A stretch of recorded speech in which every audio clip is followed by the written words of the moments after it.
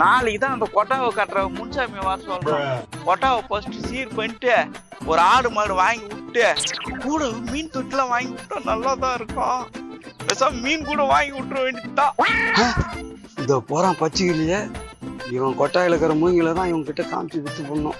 அம்மா நீங்க கவலையே படாதீங்க, வாங்க. இப்ப பாருங்க மூங்கில, நீங்க கேட்ட மாதிரி தரமான மூங்கில், விலை குறைவான மூங்கில், தரமான மூங்கில்.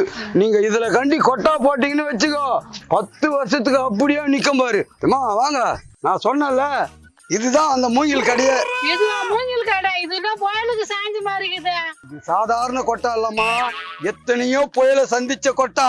இந்த பாரு, நிஜாம் புயல், வரதா புயல், காலகட்ட புயல, எல்லா புயலையும் சந்திச்சு அப்படியே நிக்குது. அந்த புயல் எல்லாம் இது சாயல.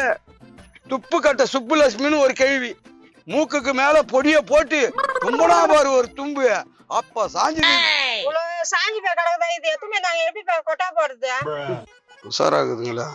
இது சாதாரண மூங்கில் இல்ல, புயல் பாய்ஞ்ச மூங்கில், சக்தி வாய்ந்த மூங்கில்.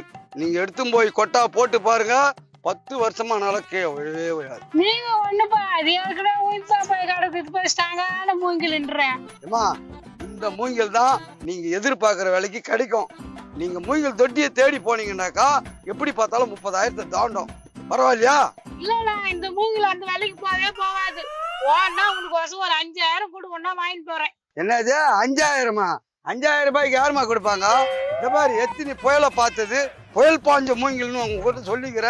நீங்க என்னடானா திருப்பி 5,000 ரூபாய் உங்களுக்காக ஒரே வேலைமா 10,000 ரூபாய் கொடுத்துட்டு எடுத்துன்னு போயிட்டே இருக்கும். ஏண்டா இவ்வளவு வேலை சொல்ற? உனக்கு வேணா எனக்கு வேணா, ஒரு 7,000 ஒன்னா முடிச்சுக்கோ.